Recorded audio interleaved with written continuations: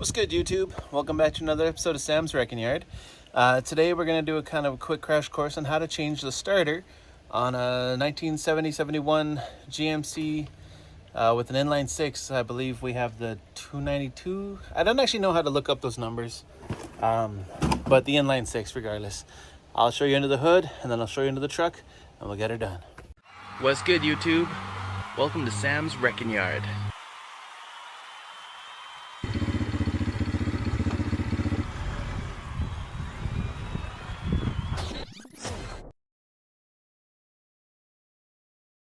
Of course, whenever you're dealing with starters or anything electrical like that, always disconnect one of your cables.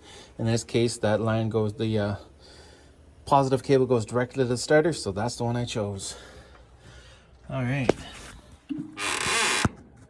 so first things first, you want to do a 5/8 for the big, 9/16 for the big nut, and 11/32 for the two small nuts, the one on the left and the one on the right. The one on the right is your ignition solenoid switch. So like when you turn your key to the start position, that's the signal wire. And then the one on your left, I believe, is your coil wire. And yeah, so I've got everything disconnected there, and we will have a look underneath. But first, a quick look at the new starter going in. So I see there's 3 holes, 2 of them are threaded, which means that the bolts come in from the back side. I need to investigate what that is. So there's our starter on the rear, on the back driver's side of the engine. So I know that one is probably a 5/8, but I suspect that this one and the one hiding up there, which is actually from the back side, are maybe 9/16.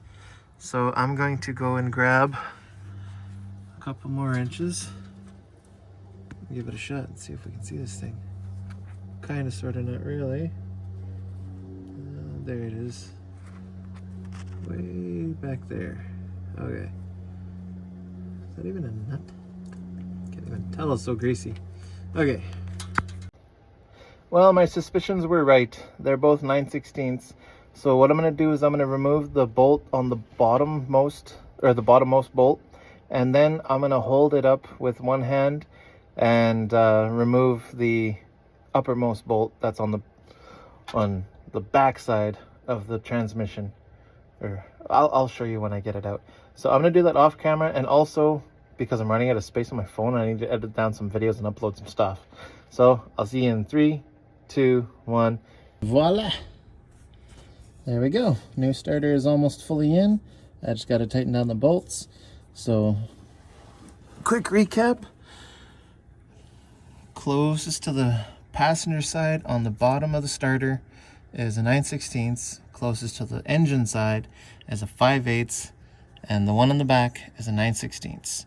So what I did was I loosened and removed these two and slowly removed that one as my left hand held the starter up. And then for the reversal, I came in, put it in, switched it so my left hand could hold this, and then started the rear 9/16. And then I went to the 5/8. That helped me tighten it up a little bit, and now I just got to go through and tighten them all up. I also did not have to lift this truck off the ground. I'm actually underneath the truck fully, and more than enough room to work here. This has been phenomenal. I will warn you, these are heavy. So thank God it doesn't have to take very long. So I'll quickly get it tightened up, and I'll see you on the top side. All I have to do is just put back on those 3 wires, exactly where they came off of. So quick recap, we need an 11/32 for the 2 small wires that are on the starter on either side of the positive post. We need a 9/16 for the positive post and for 2 of the starter bolts, and we also need a 5/8. Don't she look so pretty in there? All brand new. So my yellow wire is going to go on that post. My purple wire is going to go on that post. My big red wire right from the battery is going to go on that post. And then we can fire it up and make sure she works. Okay, so I do have it still unhooked, but I'm going to show you something. So on these, if you ever for some reason don't get power, can't get key power, go there and then touch that bottom one, wait for it to spark, and that should turn your starter. Just in case you ever have electrical problems and get stranded on the side of the road, you just boom till it fires up. All right, now it's time for some action. Key on, and then hot rod things.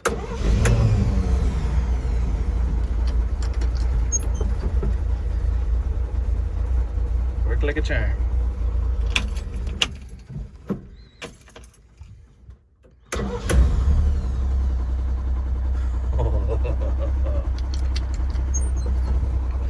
Look, guys, it only has 38,614 miles. Woohoo! Well, I believe that concludes this episode. So as always, thank you very much for coming along on the journey. Have a great day, and I'll see you in the next one. Cheers.